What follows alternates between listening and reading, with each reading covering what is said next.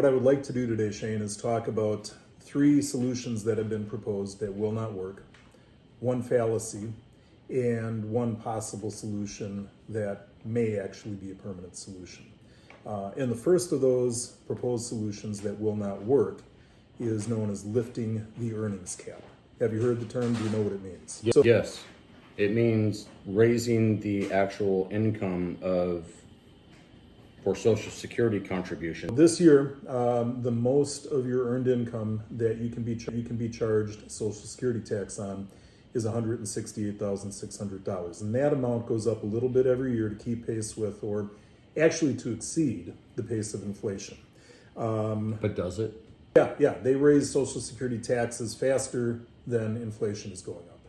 Got it. Our soon-to-be former president had put a proposal out that all earned incomes over $400,000 would also be taxed for Social Security tax purposes. That is in addition to the incomes that are currently taxed. It just kicks the can down the road a little bit. To bring back something from our first conversation, according to the Social Security Trustees Annual Report, we currently have, I'll say it and then I'll define it, a $25.2 trillion present value future unfunded liability over the 75-year time horizon. That's a mouthful. What does it mean? It means that we would have to come up with $25.2 trillion today and invest that at interest in order for Social Security to be solvent and to keep all of its promises for the next 75 years. Not in this market. There's a problem with that. The total of all American income is $24 trillion. Now that includes earned income, that includes Social Security income, It includes pension income, it includes investment income. Pension income, Social Security income, investment income are not taxed for Social Security purposes. But even if we took 100% of the income from every American for a year, we could not fix the hole that the government has created. The unfunded liability. Precisely. So that is simply a solution that will not work.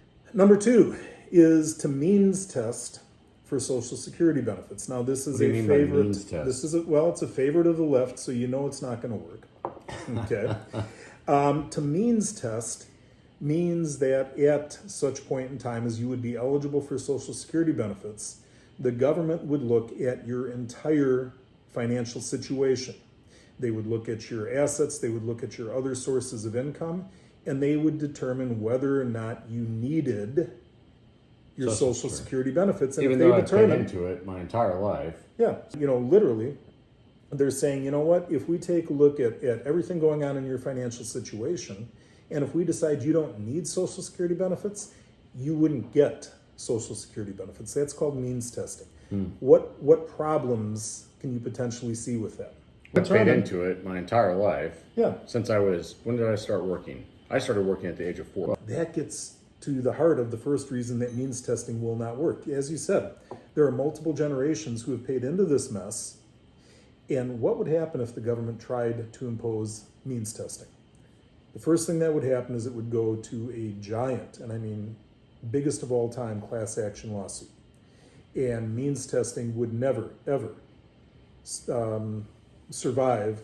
I have to wonder, in the face of the Chevron deference Supreme Court ruling, how you could even get away with that through a regulatory, fiat or agency fiat, right?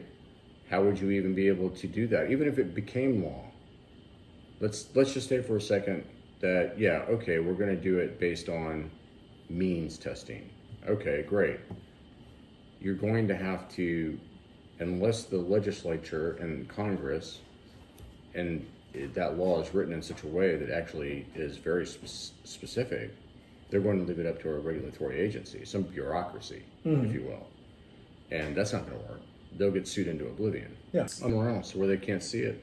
Well, add to that, then you have the inheritance tax that they're proposing to increase. And then you have the capital gains tax on top of that they're proposing to increase. And then you add to this means testing. Remind me again, why do I go to work every day? Court challenge. Prior to that ruling, this would not have survived a Supreme Court challenge, but Chevron deference does definitely take away some of the government's power for bureaucratic overreach. Right. The second reason that means testing would be an absolute disaster is that it would create something called a perverse incentive.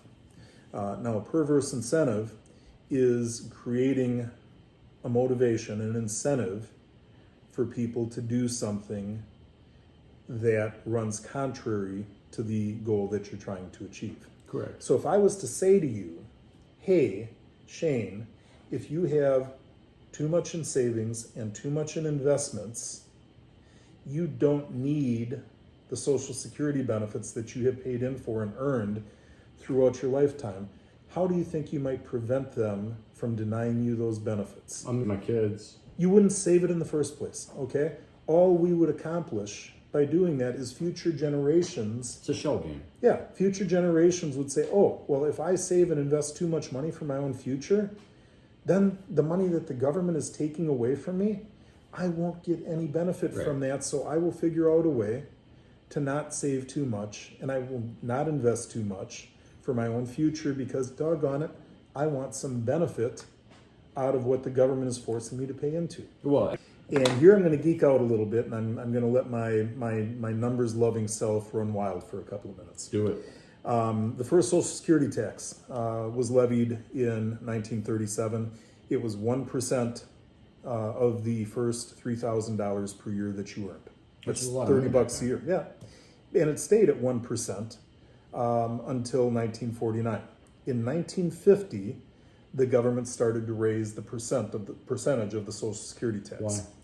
Because they realized that they were underfunding it. Okay. There's that pyramid scheme again. Exactly. And between 1950 and 1990, so that's 41 years inclusive, the government raised the Social Security tax percentage 20 times. They raised it from 1% of your income to 6.2% of your income. The largest single increase in 1 year was 0.5%.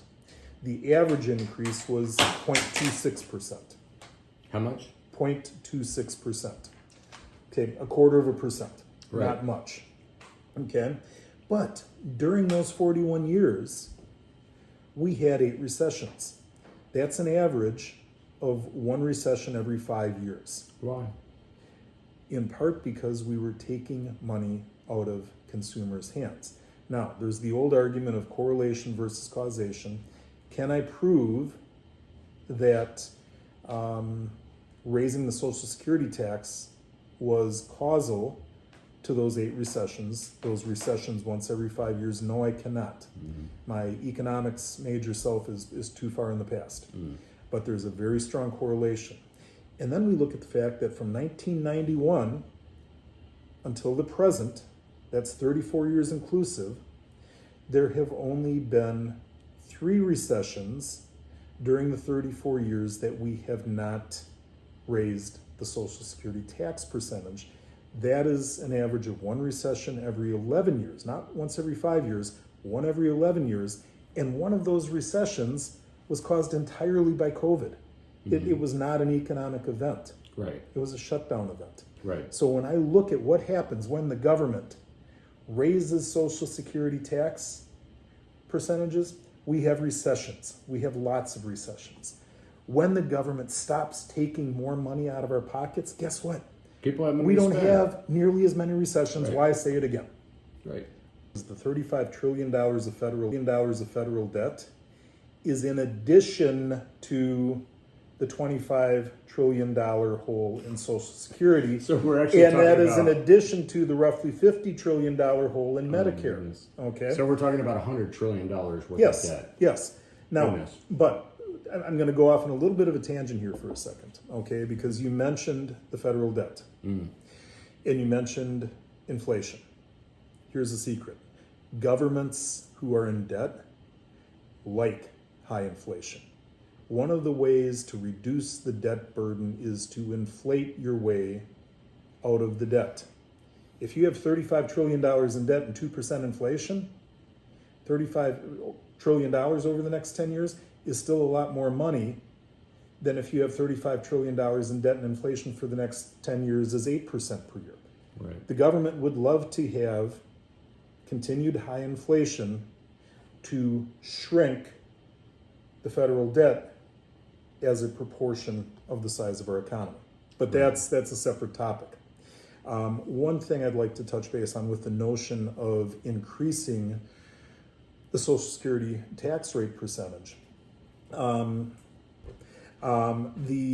Social Security trustees in their most recent trustees annual report told us that the Social Security tax would have to be raised by 3.44% today in order to make Social Security solvent for the next 75 years if we didn't come up magically with that $25 trillion. That 3.44% would be split equally between the employer and the employee.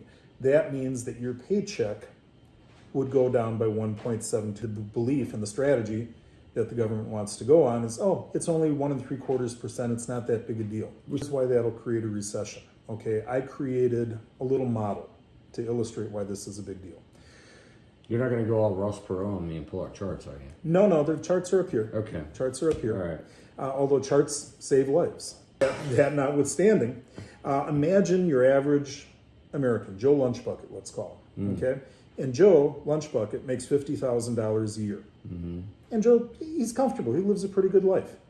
Now, if we assume that Joe lives in a state where there's a 4% flat state income tax, between state income tax, federal income tax, Social Security tax, and Medicare tax, about $9,400 per year of his $50,000 income goes to taxes. Mm-hmm. After that, I'm going to assume that about $1,300 per month goes to housing.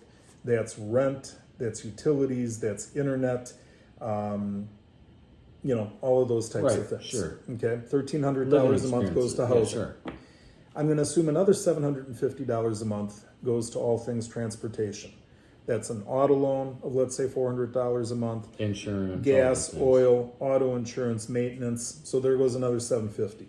He spends $100 a week on groceries. He spends $400 a month on health care, including health insurance, deductibles, co-pays, dental expenses, eye care expenses, etc. When all of those basics are accounted for, Joe has about $5,959 per year left over. Let's say $6,000 per year. Let's assume for the moment that he has no debt. Okay. All right. So he's got not quite $6,000 per year, not quite $500 per month in discretionary income. And he can save it, he can invest it, he can spend it on hobbies or travel or entertainment or eating out. Mm-hmm. That's one great way that somebody can spend that discretionary income of $500 per month. Now, let's say that the government increases your Social Security tax, Joe's Social Security tax, by 1.72%. That's $860 per year more that they are taking away from him. Mm-hmm. $860 is 14.4% of his discretionary income. Your discretionary income goes down by 14.4%, $1.07. What are you going to do without? Are you going to stop traveling? Are you going to stop eating out? Are you going to stop saving for retirement? Are you going to stop pursuing your hobbies? Whatever you choose to do, you're going to throw the economy into recession, which is why we had an average of one recession every 5 years when the government kept raising Social Security taxes. And that is why we now have an average of one recession every 11 years once they've left it alone. Any business that endures a 14% decrease in revenue is going to be devastated. Sure. But the Social Security trustees would have our government take away 14.4% of Joe Lunchbucket's discretionary income, and they'll tell us that that's not going to result in any problems. So that is proposed solution number 3. That will not work and will, in fact, if it's tried, lead to devastating economic results. How do we fix it? Well, we have a fallacy to deal with first. What's the fallacy? If I had a nickel for every time I heard somebody say, well, if the government hadn't robbed the money out of the Social Security Trust Fund, we wouldn't have a problem. Mm-hmm. You know what? If I had a nickel for every time I heard somebody say that, we wouldn't have a $25 trillion hole. Okay? That is nonsense. It's untrue. It's wrong. Okay? We do not have a $25 trillion hole in Social Security today because money was borrowed by the government from the Social Security Trust Fund. Every time the government borrows money from the Social Security Trust Fund, they replace that borrowing with an IOU in the form of a special series government bond. Currently, there are about $6.2 trillion of government IOUs in the Social Security Trust Fund. What happens when all of that income goes away? You've just killed 14, somebody, and I'm not talking about that person. Okay, great, I'm gonna tighten my belt 14%. But that's 14% exponentially across the supply chain. Right. And the market itself, right? Any market, whatever it is. All right, movie theaters. Now I have a downturn in 14%. 14% less revenue. Right, and that eats into who I can hire and how many movie theaters I can run or how many movies I can play or what the price of a ticket is. So, you know, inversely, the price of a ticket has to go up so I can keep paying those people to work there because I've got a minimum staff already. Have you been to movies lately? There's like 5 people in the whole place. Yeah. I still have to pay that skeleton crew. Yep. So I have to make up the 14% somewhere. So I mean, I'm using it as an example, Yeah. by the way. Okay, I'll just raise the price of the ticket to 14%. But at the same time, the government has just decreased everybody's monthly discretionary income by 14%. So guess what? You have this inverse equation now, and it just keeps doing this. Yeah. Right? Yeah. Because they're charging more, they're charging less, and eventually you reach a breaking point where it collapses. Well, and you know what? You just gave the perfect segue. It should die. What is the it that should die? The Social Security tax. The Social Security system, as we know, is irretrievably, irreparably broken. It cannot be saved. We cannot save Social Security as we know it. But the bottom line is we have no good solutions for this problem. The hole is too deep. The solutions are too weak and they have too many negative consequences. It's going to hurt. It's going to hurt a lot. And the longer we kick the can down the road, the more it's going to hurt. Great. Eventually it will collapse. We're over the falls in a barrel.